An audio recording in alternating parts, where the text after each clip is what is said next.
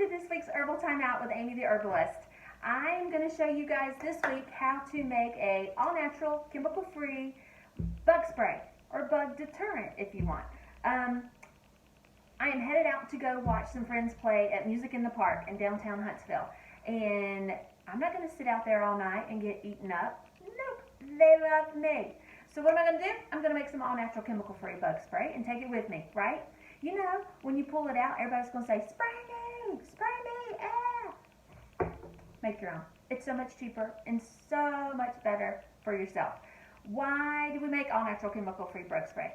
If you've used commercial sprays before, there's a lot of DEET. There's a lot of heavy chemicals that they use in those bug sprays.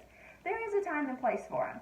But that being said, if you're just going to be out camping, or if you're just going for a local hike, if you're going to walk around your neighborhood in the summer with the mosquitoes, you're going to want to help protect yourself. So what are we going to do? We're going to make our own and save some money. Good plan, right? What are we going to need?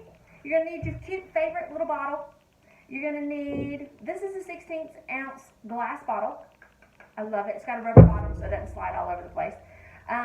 This is a smaller 3-ounce bottle. It's glass as well. I've recycled it. It had some hydrosol in it. Can you use plastic? Sure you can. Just keep reusing it. Don't throw it in our compost, in our trash can, our recyclables, because it's plastic. Oh, it takes forever to break down. Also, essential oils will pull some of the plastics out of your bottle. So, think about that. Use glass. What else are we going to need? We're going to need some witch hazel. It's one of my favorites. You'll see a lot of things online. A lot of people will tell you how to make bug spray with alcohol. Can you use alcohol? You can. Is this less expensive? Yes. Please, by all means, use alcohol. But one thing I will say, if you've got little ones who you're camping, they've got bug bites. They have got cuts and scrapes because they've been in the woods all day. You just shaved your legs. Might not want to use alcohol. Trust me.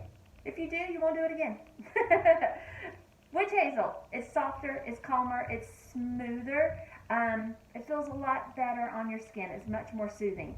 You can also get a really big bottle if you're going to go camping. I took this little guy. Well, he ain't little, is he? He's kind of big. I took him with me to camping last year. We headed out for a long weekend, Thursday through Sunday, and I wanted enough that would last us the whole weekend. So I took this big guy and ended up spraying the tent with it, all the seams around all the windows, around the doors of the tent, and sprayed the tables down before we ate every day. We had electricity, so we had a fan. I squirted in the fan and let it blow everywhere. One thing about natural bug spray, you will have to reapply. You're going to have to reapply about every 2 to 3 hours, where your chemical sprays will last you pretty much the whole time. That's why I say there's a time and place for it. If you're going to go do a 10-hour hike, maybe use your commercial sprays. But if you're just going to go for a light little walk around your neighborhood, you're going to sit at the park for a couple of hours, you're going to go do some camping and you just don't want the chemicals, make your own. It's simple. When you see this, you're going to be like, why have I never done this before? Now you can. So here we go. Let's get started. Grab your favorite bottle. And what you're going to want to do is do equal parts witch hazel and distilled water. Why are we using distilled water, you ask? You don't want to use tap water, can you? By all means, you can. But just remember, our tap water has contaminants in it and minerals that maybe we don't want to put on our skin. So distilled water, all that has been taken out. It's liquid air, basically. Use it for a buck. You can get this. Easy peasy. So grab your bottle. I've already poured some in a measuring cup. Do you need to do this? Put it in a measuring cup? No. Y'all know I'm a mess maker, so I'm going to make a mess if I don't do this. So take your little funnel, pour your bottle halfway through with the witch hazel. Put your witch hazel in first. I always suggest this because once you get about half a bottle, we're going to put the essential oils on top of that, and then we're going to hit it with the remainder of water. So once you got your bottle halfway full, you're going to stop right there. And now we're going to add a essential oils? Well, which essential oils are we going to use? Good question. There are different things for different reasons, or different things for different bugs when it comes to essential oils. Rose geranium smells fantastic. And you know what else it does? It repels ticks. So if you're going to go hiking, what are you going to put in your bottle? Rose geranium oil. So what other stuff do we have? Lavender. Lavender will help with moths. Good thing to know if you want to spray your closets at home with it. Mosquitoes, fleas.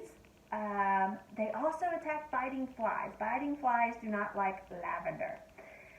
Another good one to use is citronella. We all know what citronella is, right? If we're outside, we're going to light up a citronella candle. Please make sure you're using soy and not a regular paraffin wax candle. Paraffin lets off contaminants into the air, harmful carcinogens. So that's why I always suggest use soy. If you want to buy some soy citronella candles, I know a girl that sells them. So citronella, for my Florida people, we just moved up here to Alabama from Florida to get closer to the mountains and start our elderberry grove. But in Florida, you have no-see-ums, pesky little bugs. They attack your ankles, and they're so small you can't see them. But all of a sudden, you're screaming and hollering because they sting, they bite. Oh, drives you crazy. So citronella is going to be your best bet when it comes to the no-see-ums. What else do we need? Eucalyptus. Eucalyptus is one of the best things in the world. Essential oils can be pricey. So if you're going to start making your own bug spray, just know in the beginning it might cost you a little out of pocket, but these essential oils should last you a couple of summers. So eucalyptus oil is going to pretty much be your best bet along with citronella. Eucalyptus is going to take care of all biting and stinging bugs. All of them. All biting and all stinging. So, good thing to know for eucalyptus. What else are there? Ants. Peppermint is great for ants. Ants hate peppermint. Basil is great for biting flies as well. And mosquitoes, it'll take care of that. So, what you want to do is think about, hey, what am I going to use this bug spray for, right? If you're going to go hiking, what are we going to need to think about? Ticks, mosquitoes, maybe some biting flies on the trail. So that means you're going to need your geranium, your citronella, your eucalyptus. If you're just going to be sitting outside and like we're going to be going this weekend to the park, right? We want to take care of mosquitoes. What is that? I would still put eucalyptus in it and maybe some citronella, but maybe some lavender to help the smell. Maybe a little peppermint because I just like the way it smells. And it never hurts to hit it off with some rose geranium, right? So what do we need to do? Here we go. If you have a 16-ounce bottle, you're going to want to use about 100 drops of essential oils. Here's where I say it can get pricey.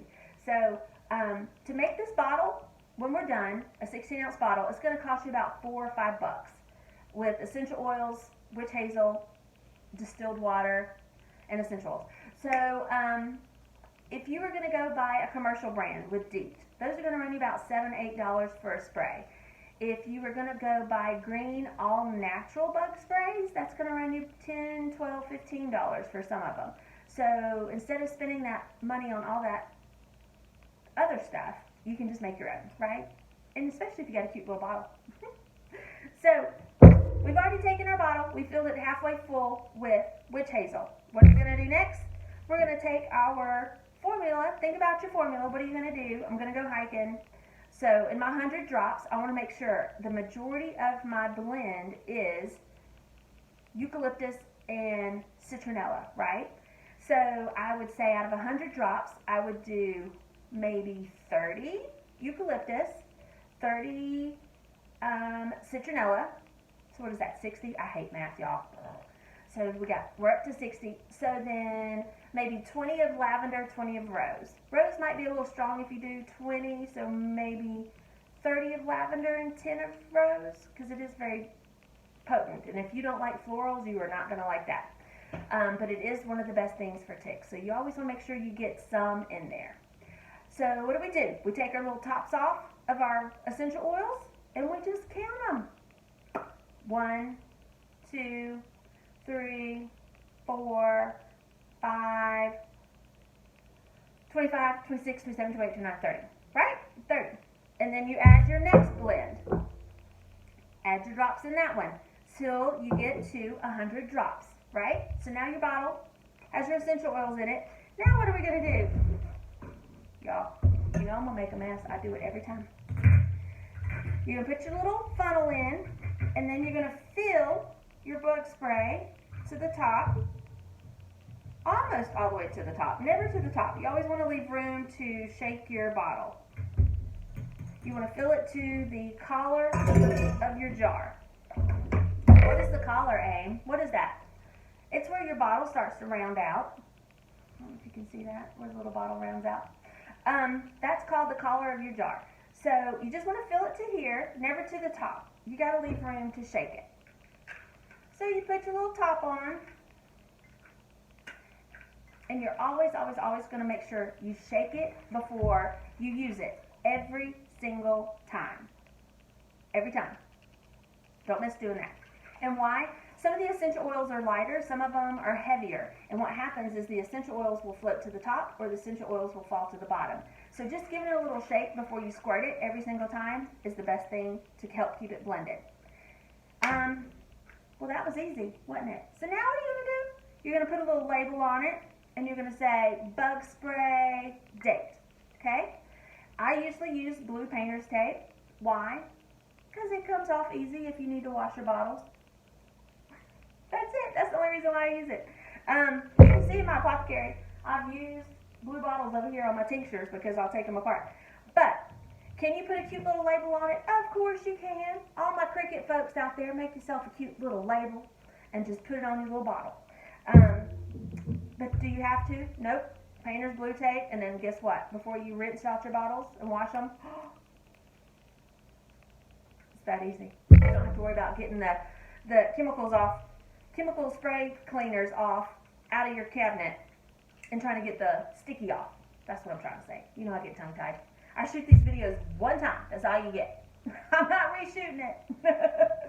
So, all right. All natural bug spray. Did we cover everything? I think so. Do you feel like you can do it? Pretty simple, right? Aren't you glad you watched this video? So, half the bottle, witch hazel, add your essential oils, add the water on top.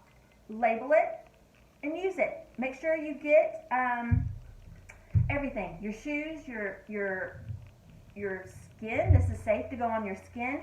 One thing you don't want to do is squirt your pets. Do not squirt your dogs and your cats with your blends, please, please, please. And don't squirt it in your eyes. I don't want to get a text that say, help me, I squirted in my face and it got in my eyes, what do I do? You should have closed your eyes, people. All right, so why do we not want to put it on our pets? Dogs and cats have a different liver enzyme than humans do. So they cannot break down essential oils like we do. So you want to make sure certain essential oils are safe. Lavender, cedar, those are great for dogs. Cats, I'm pretty much going to say lavender.